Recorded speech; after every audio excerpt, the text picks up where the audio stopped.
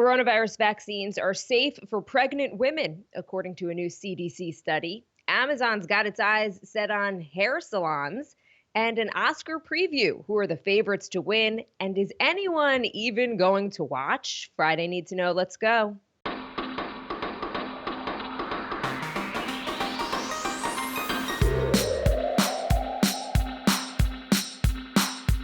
Good morning. This is Cheddar's Need to Know podcast for Friday, April 23rd. I'm Jill Wagner. Carlo Versano is off this morning, and I'm here with a true friend of the pod and Instagram newsman, Mosheh Oinounou. Mosh, we joke and say that we have friends of the pod. We say we have friends of the pod who don't know that we exist, but you actually are a friend of the pod.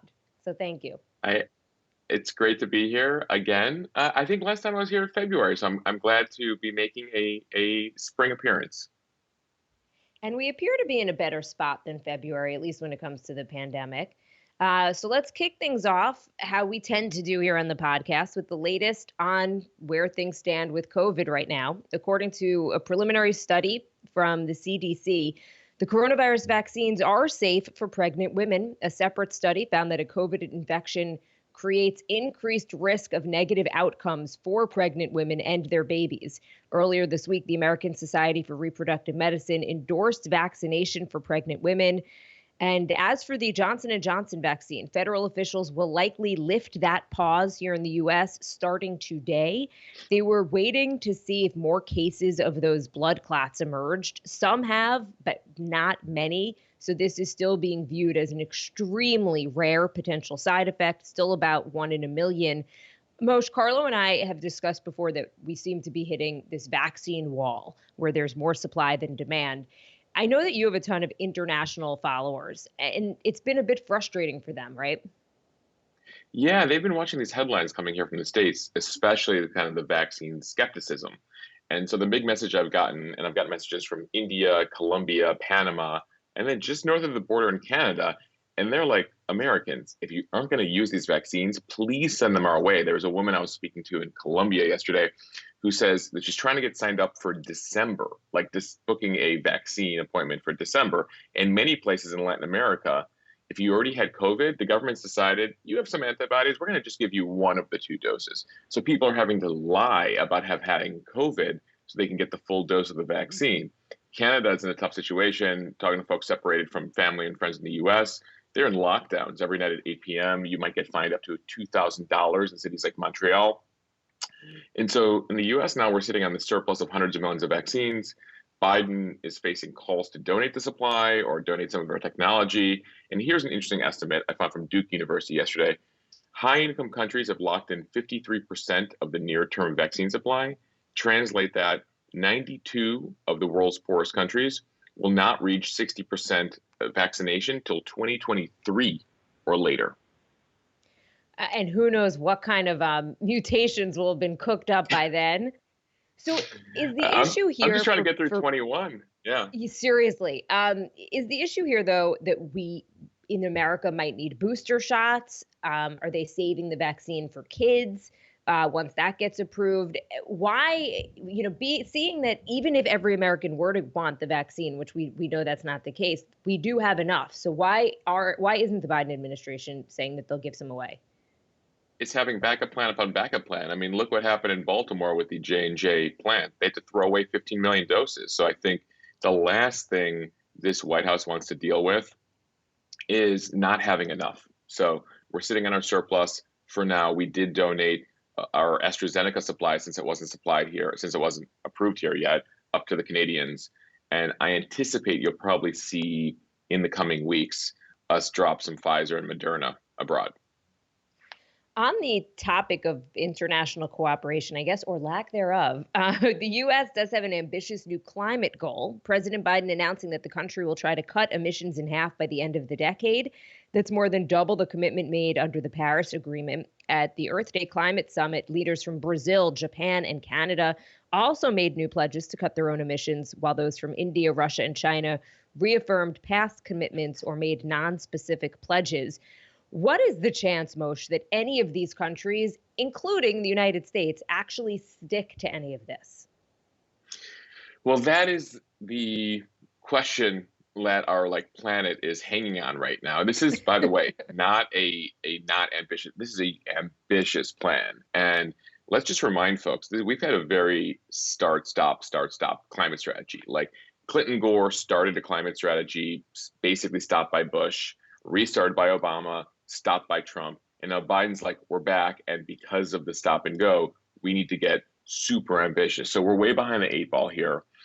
Biden hasn't released a firm, detailed plan on how exactly he plans to do this in the next decade. But experts have studied this and have been looking into what we need to do to cut things by half.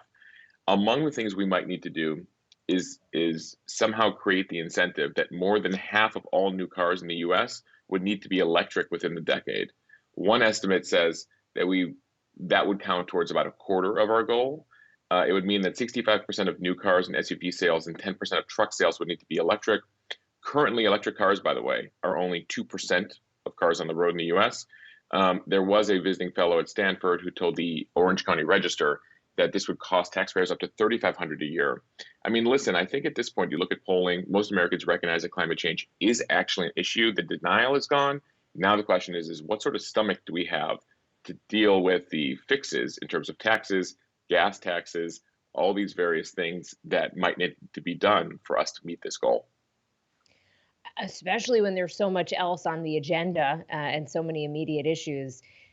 Okay, something that could affect potentially who the next president is DC statehood. The House passed a bill to make Washington, D.C. the country's 51st state. The statehood bill would establish this state called Washington Douglas Commonwealth. That's in honor of Frederick Douglass, giving congressional representation to DC's 700,000 residents, most of whom are people of color. The bill has virtually no chance of passing the Senate, where Republicans say it is an unconstitutional power grab by Democrats.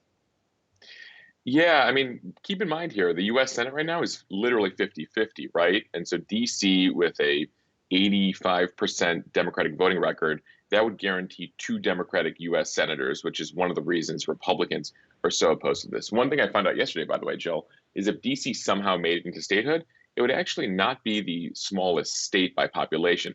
Wyoming and Vermont, each who have full state rights, right, with two senators, both have less people, smaller populations than DC. One proposal that has been thrown around is not just bringing in DC as a state, but also bringing in Puerto Rico, because it turns out Puerto Rico is more of a purple, kind of lean red state. So you could kind of get the sense that like that would give Republicans a hope that not all the new senators coming in from those two states would be Democrats. But is there any chance this realistically would happen? I was talking to somebody yesterday who's from DC, and I was like, "Oh, the 51st state," and he's like, "Spare me! Like, been here, done that, heard this debate," and I thought, why are we talking about it now? Then I know obviously the House voted on it. Is there something different about this time, or is it still just not happening? What's different this time is you have a Democratic president and Democratic power in the House and almost kind of in the Senate. This is the bottom line. It's up to Chuck Schumer. Chuck Schumer leads the Senate Democrats. He, unfortunately for DC statehood advocates, only has 45 of his 50 Democrats aboard here as a sponsor. So right now it's looking very unlikely until something else turns in the U.S. Senate. Like many things, it's stopping in the Senate. And this might be a dumb question, but what is the deal now with DC? So do they basically do they have a Congress person? So they don't have senators, but do they have anyone at all in the House? They have a delegate. Her name is Eleanor Holmes Norton. She's been there for more than 20 years. She has similar rights to the delegates from like the Virgin Islands and American Samoa and Guam, which means they have a representative, a delegate in Congress. That person can vote in committee, but does not have the right to vote on the floor on final legislation. And of course, they have electoral votes for president. Right. So it seems to not make total sense. Because they're basically not being represented. You have 700,000 Americans who have who don't really have representation in Congress. That's exactly right. And that's the frustration in DC. And it leads to, if you've been in DC, it leads to a lot of mismanagement and questions and weird bureaucracy and red tape because it's in this weird hybrid. It's not quite a state, not quite a territory. On to the issue of the stock market. tanking yesterday on reports that President Biden's getting ready to propose a significant hike on the capital gains tax. That plan sets a call for nearly doubling the capital gains tax rate for people earning more than $1 million. So that would be to 39.6%. When added to the existing Obamacare tax on investment income, investors would be giving as much as 43% to the federal government. Top earners in places like California and New York City would be paying more than half of their investment income in taxes. And then there's this proposal. It's not necessarily a proposal, but some ideas were floating around to tax crypto profits even higher than that. So it would be kind of like, what is the point? Some analysts are saying this is what, if you're thinking about what could potentially cause the market to maybe not crash, but have a very serious correction, this is it, because this is the tax on any investment profit. Yeah, what's coming due here is the three stimulus plans and the infrastructure plan that we've already spent $5 trillion on, and we'll end up spending $7 trillion on. So how are we paying for the whole thing? I was looking in New York. Here in New York, the new combined capital gains tax would be 52, almost 53%. Meaning, if I made $100 in the stock market, I'm giving 53 of that to the government. At least 13 other states, and the aforementioned DC would also see a combined rate of more than 50%. One note, by the way, the market was down a couple hundred points yesterday. One analyst told Reuters, if this actually had a chance of passing, we would have been down 2,000 points. Again, the aforementioned U.S. Senate, it's unlikely to actually go through over there. So this is something that this can't be done with budget reconciliation. This actually would need 60 votes in the Senate. Well, they can do budget reconciliation, but they need all 50 Democrats aboard. And keep in mind, it's already difficult for Democrats to keep their position in a midterm election year. And the idea of going back to your taxpayers with, hey, I increased your taxes, bring me back, is going to be a difficult case for some Democrats to make. On to tech. Amazon is opening a brick and mortar hair salon. It's going to be in London's hip East End neighborhood. And the company is saying that Amazon Salon is an experiment meant to test the latest industry technology, kind of like an AR app that lets you see different hairstyles on your head before you commit. Customers can also point their phones at products in the store to learn more about them. Actual haircuts will be available as well. I was joking with somebody that they'll only be offering the Bezos special, where they'll shave your head. But the crazy thing about Amazon, right? So they started with books, then they sold everything. Then they had their own branded electronics. Then they had their streaming service. Then you could buy Amazon branded apparel, Amazon jeans, etc. Then they bought Whole Foods and got into grocery stores. And now they've come for the hair salons. So do they do corner barbershops all around the world? Probably not. The Wall Street Journal reports that the salon opening follows Amazon's introduction of a beauty section on the Amazon UK website. So I guess, they might just be trying to gain intel here, though I do like the whole AR thing. Less relevant for men, but I imagine it might be a nice deal if you walk into a salon and you can just augmented reality, see what color, like hair dye and looks might look like. Definitely would have feel been realistic for me. Yeah, no, it would have been helpful for me, I think, circa 2013 when I decided to cut bangs. Needless to say, it didn't go well. The 93rd Academy Awards is Sunday night at 8 p.m. It's on ABC. The show's coming live from LA's Union Station this year rather than the Dolby Theater. The guest list and the red carpet will be pared back significantly, and the majority of the films this year barely made it into theaters at all. Still, the ceremony goes on. Nomadland is a near lock for Best Picture, and the late Chadwick Boseman, the heavy favorite for Best Actor for his role in Ma Rainey's Black Bottom. The Best Actress race, probably the night's biggest wild card. The show's going to attempt to break this streak of pandemic-era award shows suffering from some of the worst ratings ever. Once again, no host. But I don't know, Moshe. What do you think? It feels like these shows, pandemic or not, are just becoming less relevant. Well, less relevant. You had the COVID thing. I was actually looking at the 8 movies up for Best Picture, and I can usually say I've seen a couple of them. I've seen one, and it's usually because I try to go to the theater between the Globes and Oscars when you could go to the movie theater, and I'm like, oh, I'm going to binge some. So I've seen Trial of Chicago 7, but the other 7 I have not seen. And by the way, Jill, the ratings thing is real.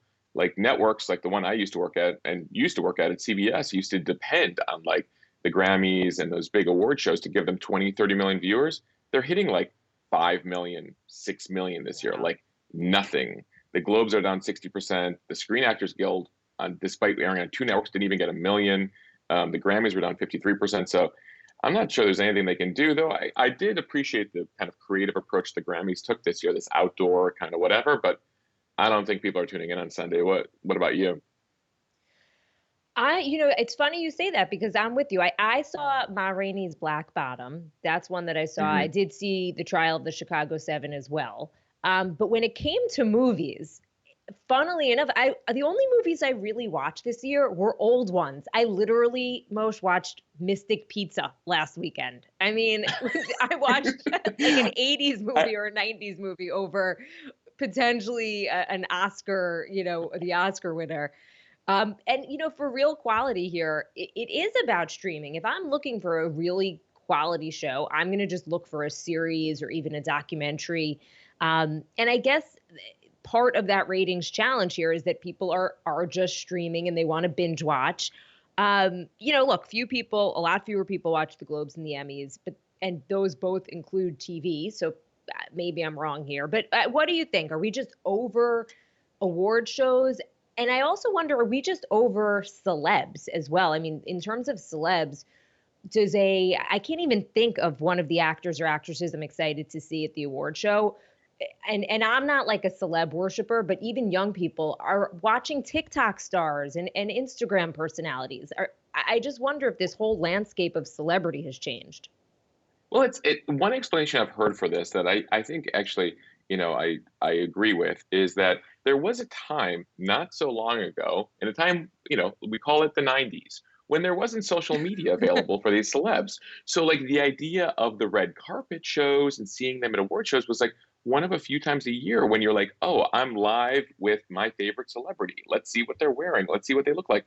Now with Instagram and all the social, like I can check in on my celebrity every day. I can see what they're cooking. They're telling me everything. And so this full access thing means that award shows not only, are just less special and we have these less collective moments because of streaming. Everyone's watching something different. So it's not like we have this like, oh my God, we've all of America has been in love with this one movie this year or several movies, like because we're all like, oh, I'm on season 4 of this. What are you doing? I'm on season 2 of this. So like I haven't had time to go see Nomadland, though I hear great things about it. I wasn't going to mention it on the podcast because this has become a total pet peeve of mine, but I think it fits into this conversation. So did you watch Bridgerton? I did. Well, Okay. a couple episodes. Yeah. Okay. What? I was obsessed with Well, it. I watched it 100 times. and my Okay. fiance like hate watched it, though she's now apparently Kim Kardashian was a huge fan, and like that Okay. popped So up on this is Instagram. this is what I was just going to bring up. So one of the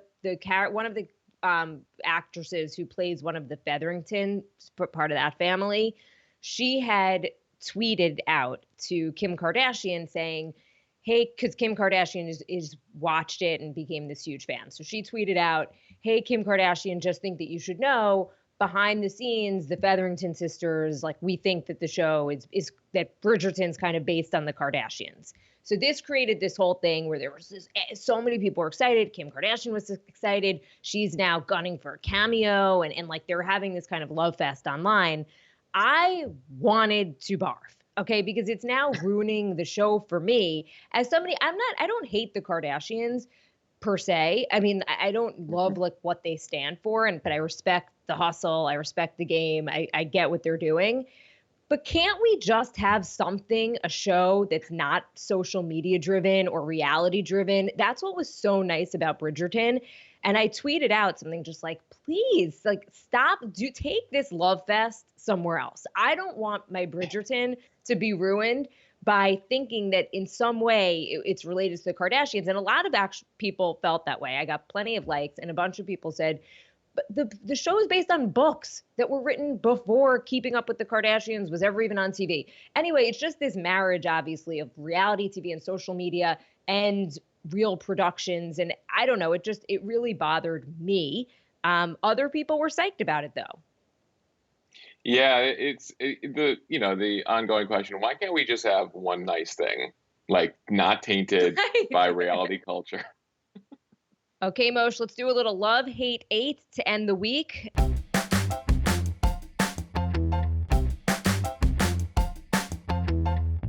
I'm going to kick things off. And today we're going to focus on this theme of moving in honor of Carlo, who is probably taping up boxes as we speak.